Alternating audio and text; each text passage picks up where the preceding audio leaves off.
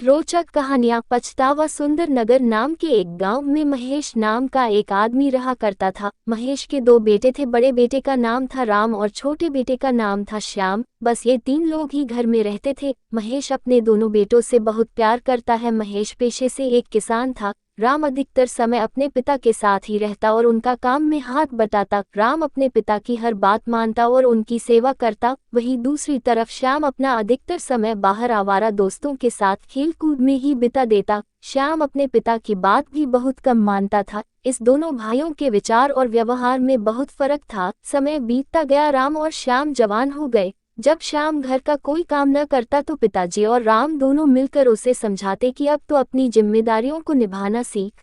कब तक ऐसे ही अपने इन आवारा दोस्तों के साथ आवारा की तरह घूमता रहेगा। इस तरह रोज होता। एक दिन अचानक श्याम बाहर से आया और अपने पिता से ऊंची आवाज में बात करने लगा और बोलने लगा, मुझे अपना हिस्सा चाहिए। मैं आपके बनाए हुए कड़े और नियम में नहीं रह सकता। मुझे यह घर छोड़कर जाना है।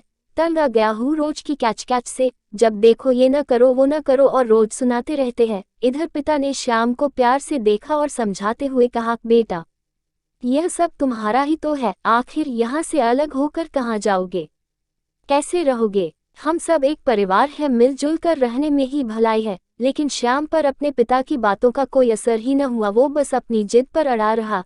इतने में राम गुस्से में बोलता है, जाने दो पिताजी, जाने दो, दे दो इसका हिस्सा। न जाने कैसे लोगों के साथ रहता है।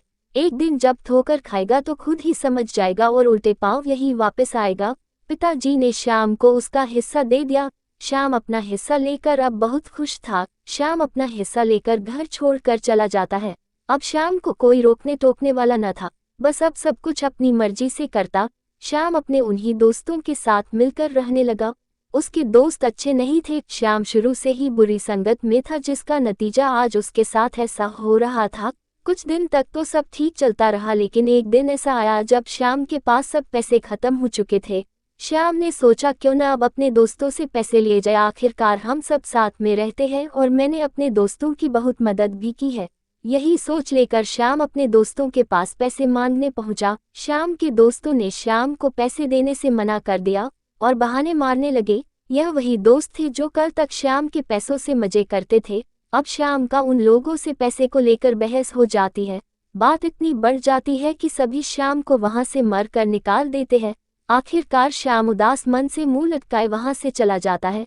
श्याम इस बात को बहुत देर से समझा कि ये लोग मेरा बस इस्तेमाल कर रहे थे। अब जैसे पैसा खत्म हुआ तो लात मार कर मुझे घर से निकाल दिया। श्याम के पास खाने के भी पैसे नहीं थे। 2-3 दिन श्याम भिखारियों की तरह इधर उधर भटकता और कोई कुछ दे देता तो खा लेता। इस तरह रूखा सूखा खाकर कहीं कोने में सो जाता। अब श्याम को अपने पिता की याद आने लगी। अपने पिता की कही गई बातों को सोचकर श्याम फूट फूट कर रोने लगा। उसे अपने भाई की नसीहतें याद आने लगी। खुद को श्याम कोसता हुआ कहता है, मैं कितना अज्ञानी था जो इन दोस्तों के बहकावे में आ गया और अपना घर घर छोड़ दिया। इन दोस्तों ने मेरे दिमाग में ऐसी बातें भर दी कि मैं खुद अच्छे और बुरे में फर्क ही न कर पाया। बस अपनी अज्ञानता वश में अपने पिता और भाई की बताई बातों को समझ ही न पाया। श्याम बहुत कमजोर हो गया था। अब उसे अपने किए पर बहुत पछतावा हो रहा था। सोच रहा था कि काश मैं अपने पिता और भाई की बात मान लेता। मैं उन लोगों की बातों को समझ ही नहीं पाया। श्याम की आंखों से पछतावे के रूप में आंसू बाहर निकल रहे थे। अब श्याम अपने घर वापस जाने की सोचता है कि घर जाकर माफी मांग लूंगा। किसी तरफ फटेहाल श्याम घर पहुंचता है। श्याम की हालत इतनी खराब थी कि पिताजी और राम जैसे ही श्याम को देखते हैं पहचान ही नहीं पाते कि यह कौन घर में घुस आया है।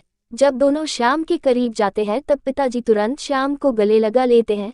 श्याम पछतावे के आंसू लिए बिलक बिलक कर रोने लगता है और बोलता है, पिताजी मुझे माफ कर दो। इधर राम और पिताजी की आंखों में भी आंसू आ जाते हैं। अब श्याम को समझ आ गया था कि हमेशा अपने बड़ों का कहना मानना चाहिए।